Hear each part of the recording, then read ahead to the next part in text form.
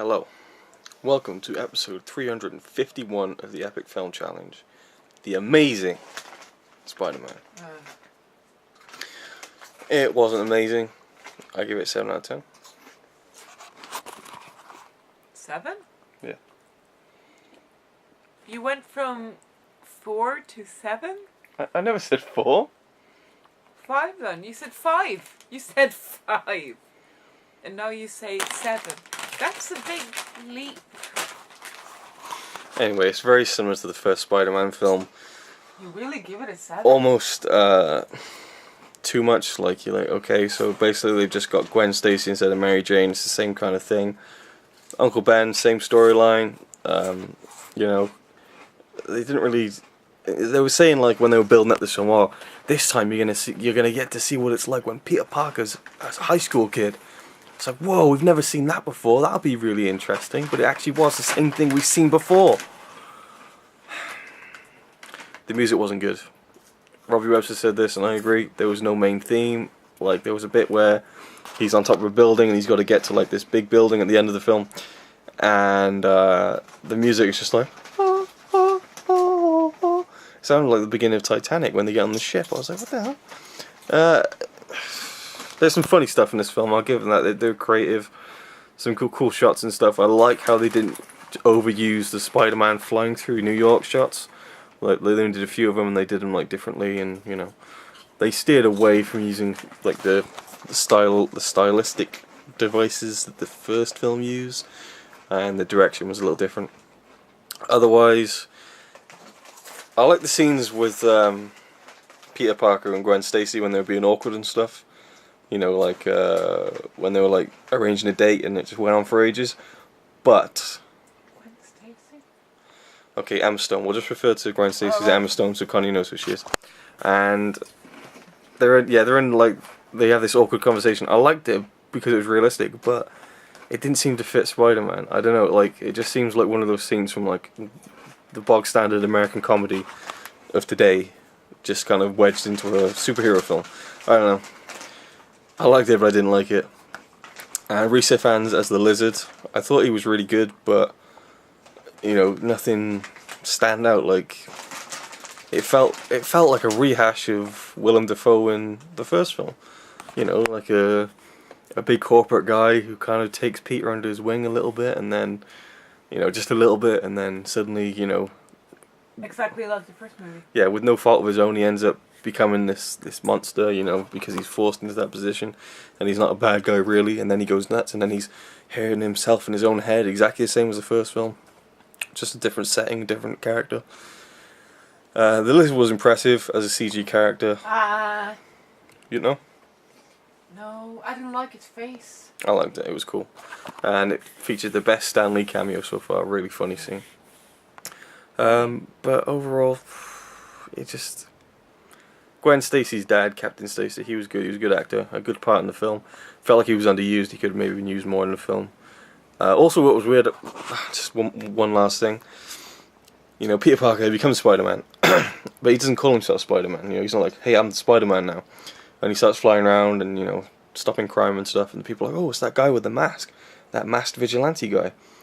And then there's a scene where he tells Gwen Stacy he's Spider-Man, and she's like, you're Spider-Man. And it's like, oh, okay. Like, it was like, I thought it would have been better if, like, the papers were like, oh, we're calling him the Spider-Man, you know, but... Now, hang on, the dad called him Spider-Man during the dinner before she... I don't think he did. I'm sure he said that the masked guy running around. Oh, I don't know, okay. No, I'm pretty sure, I don't know. I probably just missed that then and made a complete tit of myself. But, you know, it's not, I don't know, it's not a great film. I wasn't that psyched about seeing it to begin with. But it exceeded my expectations because I was expecting it to be really bad. And Andrew Garfield was okay. He wasn't crap like I thought he'd be. He was okay.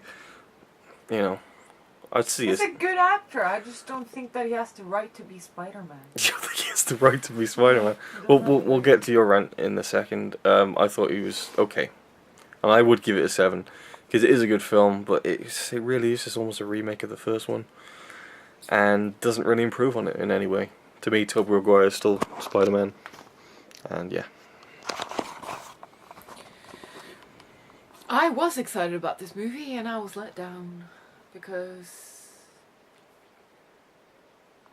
parts of it I was actually bored. It was dragging on quite a bit. Yeah. A lot of the scenes, I kind of felt like I was watching the extended version. Like, no director's cut here. You zoom it in, don't do that. You pull the funny face. So many scenes they could have just let out. Just short it down a little bit. I mean, I'm sure a lot of girls out there are like, Garfield. I don't know. Garfield the cat. Yeah, I'm good. Okay. I mean, he's a good actor and all. I was excited to see Emma Stone. And she disappointed. A little bit. Well, she didn't really disappoint. It's just that she was so unlike herself. Like, in other movies, there's so much of her. Or, I don't know. Maybe I don't know who she is. Yeah, I do. I've seen interviews. I know who she is. Anyways. What? I didn't like her part. I didn't like that part on her. Okay. And, I didn't like... Now, I don't know how it's like in the comics, but I liked the way Peter Parker got bitten by a spider in the first movie, rather than in this one, because in the room he was, there were like 100 spiders. If he could become Spider-Man, anyone else could. What stops the spiders from biting anyone else? Or was it just that one spider that fell on him? Well, apparently the whole thing with his parents was supposed to mean that there was something inside him from the beginning that caused the reaction, but then they don't even explain that anyway. So that's what it's supposed to be. That's what I heard, but then we get the parent mystery at the beginning of the film, and it's like, oh, what was going on there? And then just kind of like, oh, he was developing cross mutant Species. I don't know, I forget what you call it, but like, yeah, using not mutant. Oh god, you know what I mean. It was like, oh, okay, so Dr. Connors was experimenting with Peter Parker's weird father. genes going on. I don't know. I don't even know. I don't even care, I guess, at this point. Well, I just find it a little bit weird because I'm just thinking like, well, you know, so many other spiders there. Just a little bite. You know. But in the first movie, there's only one red and blue spider. Oh. And as what I did like though was that the spider died. Mm-hmm. Afterwards, which kind of like stopped it from biting anyone else, but since there were hundreds of other spiders, you know, and how did he end up walking around there in his normal clothes without getting thrown out, whilst that other guy got thrown out like that? Anyways, Mm-hmm. I don't think he just sure. I felt like you're not Spider-Man, you know. Mm-hmm. I don't know what to say exactly, but like you said in the cartoons or whatever, he makes those things to The web shooters. shoot out his web, which I didn't know before I watched the movie because I haven't read the comics. So when I watched the movie, I was like, "What the hell? Come on! How much are you gonna change?" Stupid people! Like, how much stuff can you fit in there anyways? Why can't they just keep it the way it was? You know? I like that scene in the first one where he goes like... and stuff. Trying to shoot out his web. And then I learned that no. That's actually one of the few things in the first movies that are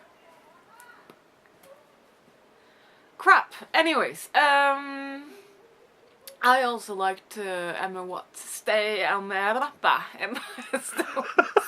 dad. I loved the Welsh guy when he in the beginning, and then it just got like disappointing.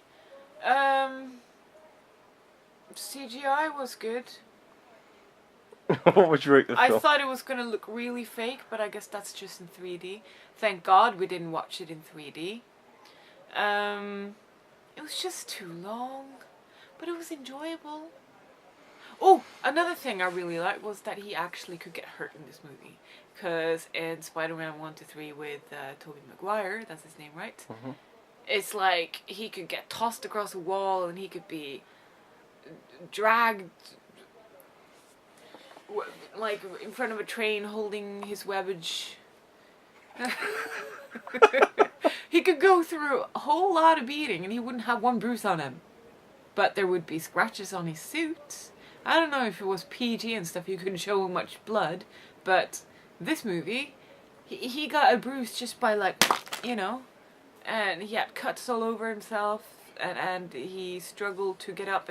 He even got shot once, and he actually showed that he was shot, instead of just like, oh, it's just a flesh wound, let's just run about.